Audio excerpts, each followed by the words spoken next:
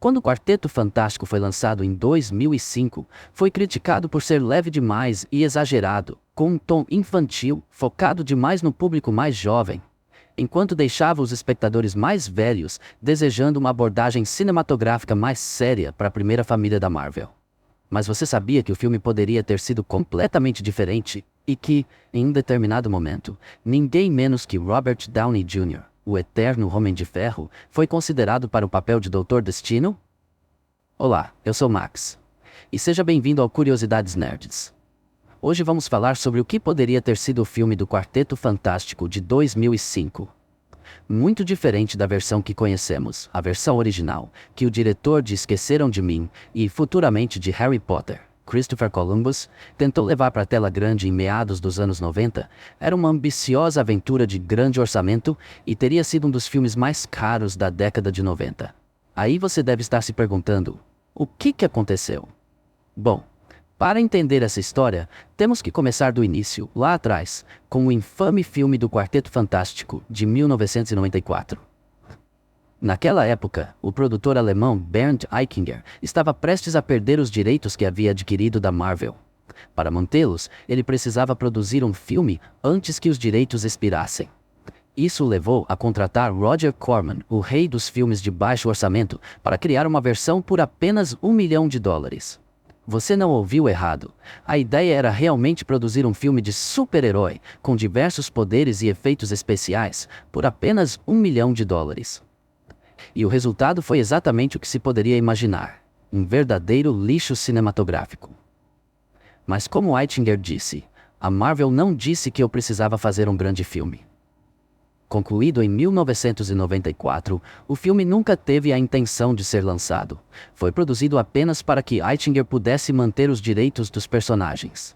O curioso é que o elenco e a equipe realmente acreditavam que estavam fazendo um filme legítimo para os cinemas.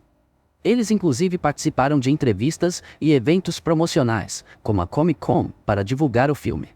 Posteriormente, com os direitos ainda em suas mãos, Eichinger fez um acordo com a 20th Century Fox, que começou a planejar, em meados dos anos 90, uma adaptação de grande orçamento. A Fox contrataria Christopher Columbus, que havia acabado de dirigir Esqueceram de Mim, e mais tarde, dirigiria os 2 primeiros filmes de Harry Potter. Columbus afirmou que se interessou pelo cinema porque cresceu obcecado por quadrinhos da Marvel, tornando-se a escolha ideal para comandar uma adaptação respeitosa do Quarteto Fantástico. Para escrever o roteiro, ele contratou Michael Franci, roteirista de Risco Total, e 007 contra GoldenEye. Embora o filme de 2005 tenha mantido muitos dos elementos da história do roteiro de Franci, garantindo-lhe um crédito por história original, a versão dele e de Columbus teria sido muito mais ambiciosa. O filme eliminaria o triângulo amoroso entre Reed, Sue e Victor, que vimos no filme lançado. Em vez de um romance mal resolvido, Reed e Sue já estariam noivos desde o início da trama. Além disso, Victor Von Doom seria completamente reformulado como um brilhante e perigoso cientista russo obcecado em ultrapassar os limites da nanotecnologia. Outra mudança significativa seria o relacionamento entre Ben Grimm e Reed Richards. Diferente do filme de 2005, onde eles são melhores amigos de longa data, aqui Ben e Reed mal se suportam. Ben, um comandante militar durão, é contratado para copilotar a Phoenix, uma nova e avançada nave reutilizável, mas ele se ressente de ter que seguir ordens de Reed, que usou sua influência como designer da nave para liderar a missão. Para piorar, a NASA o encarrega de supervisionar Johnny Storm, um major da Força Aérea e piloto de testes arrogante que se voluntariou para a missão. Ben não gosta nada da ideia de dividir a cabine de pilotagem com um jovem que ele considera irresponsável e indisciplinado. Após o lançamento, a Phoenix se conecta a uma estação espacial orbitando a Terra, onde Victor já está instalado. A história se concentra nas pesquisas de Reed e Victor sobre nanotecnologia e a reestruturação da matéria em nível atômico. Enquanto Reed pretende usar a tecnologia para curar doenças, Victor quer reformular organismos vivos. Quando Reed proíbe testes em animais, Victor sabota deliberadamente o sistema de propulsão da estação para atrair Ben Grimm para a câmara de testes nanotecnológicos, a fim de experimentar em um ser vivo. Enquanto Reed, Johnny e Sue correm para resgatar Ben, todos acabam expostos à tecnologia experimental, o que os transforma. O experimento de Victor sai do controle, fazendo com que a estação espacial saia de órbita. Enquanto a equipe escapa em um ônibus espacial, Victor parece morrer, mas acaba caindo na câmara de nanotecnologia, momentos antes de a estação ser destruída na atmosfera da Terra. De volta à Terra, a equipe é colocada em quarentena, enquanto desenvolve estranhas habilidades. O governo declara que todos estão mortos, divulgando uma história falsa de que foram vítimas de raios cósmicos, uma referência direta aos quadrinhos originais. Enquanto isso, um grupo terrorista chamado Enclave planeja explodir um arranha-céu durante a celebração de Ano Novo na Times Square. Ao tomar conhecimento do plano, Reed convence o grupo a fugir da quarentena para frustrar o ataque. Utilizando seus novos poderes, eles conseguem impedir a explosão, transformando-se em heróis aos olhos do público. A mídia os apelida de Quarteto Fantástico e Reed compra os andares superiores do prédio onde o ataque foi evitado, transformando-o em sua nova base. Enquanto isso, a estação espacial cai nas montanhas da Latvéria, onde Victor ressurge transformado. Sua armadura é descrita como estilizada e alienígena, com um visual fortemente inspirado na estética biomecânica de H.R. Giger. Ele foi reconstruído como uma fusão de carne e máquina.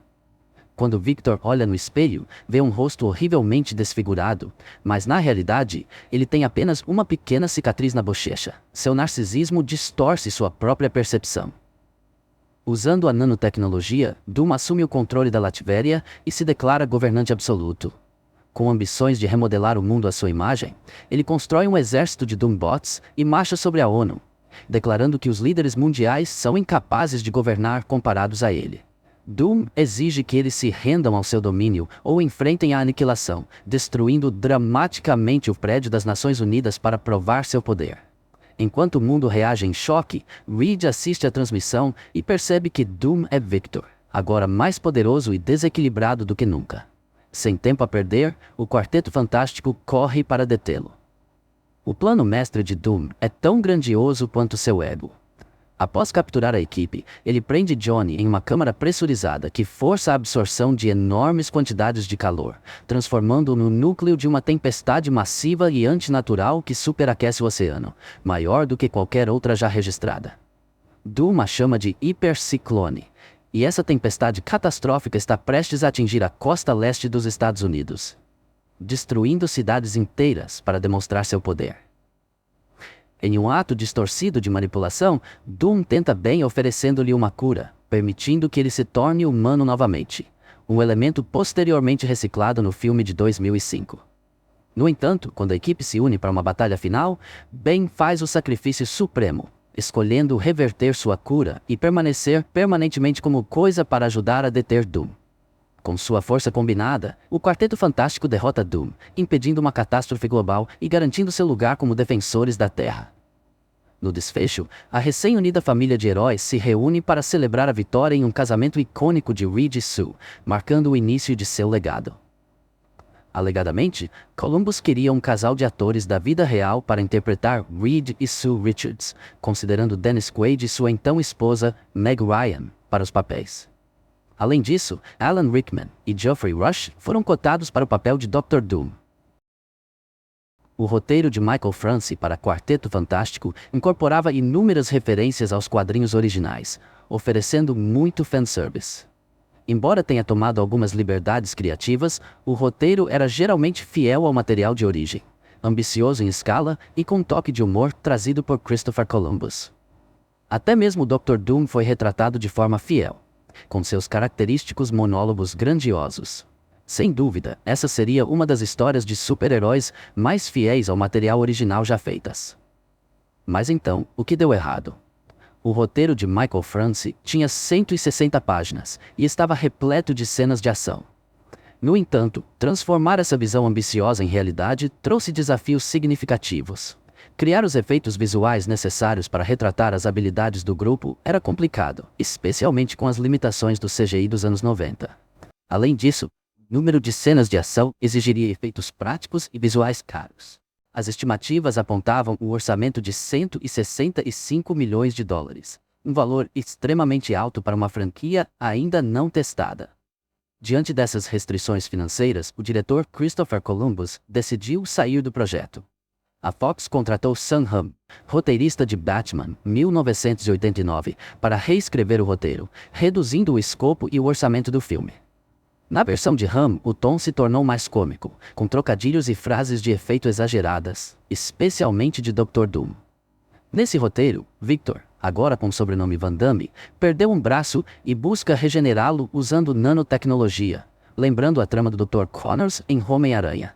Após sua transformação em Dr. Doom, ele se torna dominado pelas nanomáquinas, que possuem sua própria agenda, similar aos tentáculos mecânicos do Dr. Octopus em Homem-Aranha 2.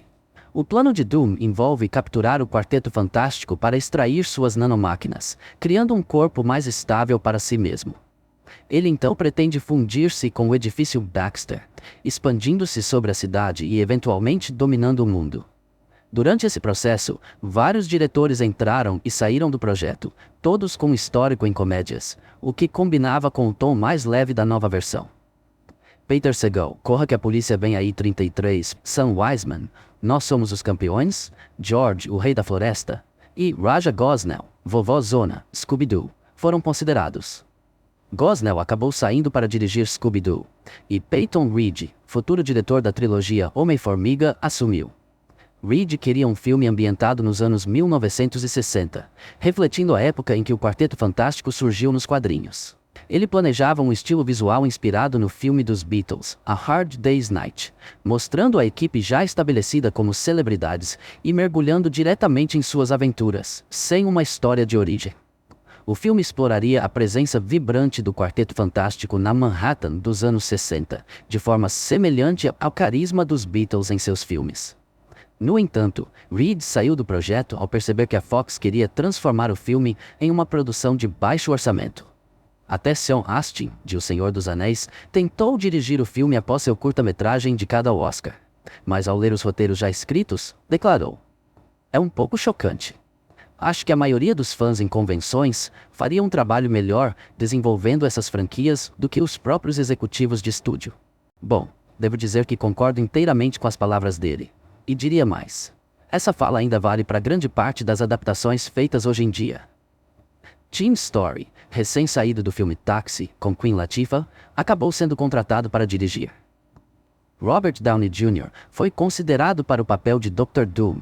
O presidente da Marvel Studios, Kevin Feige, e o diretor de Homem de Ferro, Jon Favreau, revelaram que Downey teve reuniões com a Marvel para o papel, antes de ser escalado como Tony Stark, um papel que definiria sua carreira e o universo cinematográfico da Marvel. Se ele tivesse aceitado interpretar Doom, sua trajetória e a do MCU poderiam ter sido completamente diferentes. Aposto que você não fazia ideia de que Robert já tinha uma ligação tão antiga assim com o personagem.